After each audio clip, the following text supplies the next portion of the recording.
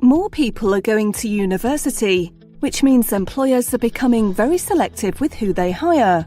Getting lower grades than other graduates can put you at a significant disadvantage. Wise Owl research has been making a big difference to students' grades. We supply model answers to your essay and dissertation questions at the standard that you need.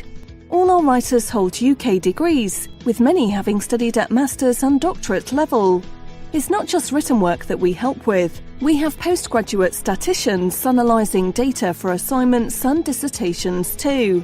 To receive a quotation for your work, simply complete our order form to specify your desired grade, word count, and when you want the work sent to you. Our writers will supply an essay or dissertation to your specifications, written from scratch and plagiarism-free. Please note, our services are for research and reference purposes only.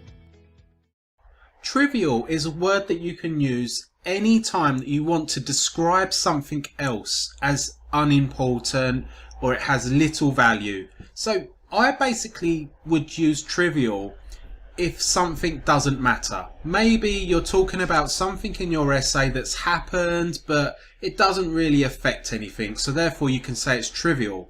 An example that I have is the late goal was relatively trivial given the 4-goal deficit. So this is an excellent word to use if you want to describe something that just isn't important. Emblematic is a good word to use in your academic writing because no matter what subject you study, you should be able to use this in at least one of your essays. And it's one of those words where there's quite a few words that mean the same thing or a very similar thing, but emblematic is quite a rare word. You don't see it all too often in books or academic writing, so this would be quite a good word for you to use. All it means is symbolising something else. An example that I have is, those logs on the fire are emblematic of Christmas at Grandma's house. So when you're describing something that has similar characteristics or similar traits, or it sort of represents something else, consider the word emblematic. The word supersede is not as it sounds, because it sounds like something you put in the ground and the next day you'll end up with a massive tree in your garden. It basically means to take the place of something else. As you can imagine, this is something that you can use quite frequently in your academic writing, because you could say plan A didn't work, so we brought in plan B to supersede plan A. And I've got an example here. The updated contract will supersede our previous agreement. So this word can be used in any circumstance where something has changed. Something has come in and it's replaced something else. You can use the word supersede in those circumstances.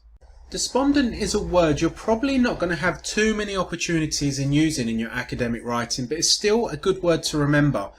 All it means is displaying low morale.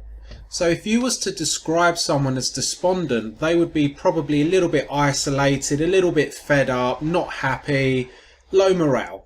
An example that I have is he became quite despondent when he received a low grade for his assignment. This would be a good word to use if you're talking about humanities, human behaviour, psychology, medicine. But it's just a good word because there's not too many other words that nail it on the head when you're describing someone with these characteristics as the word despondent. Arbitrary is a word that you can sneak into assignments every now and then, and it basically means at random.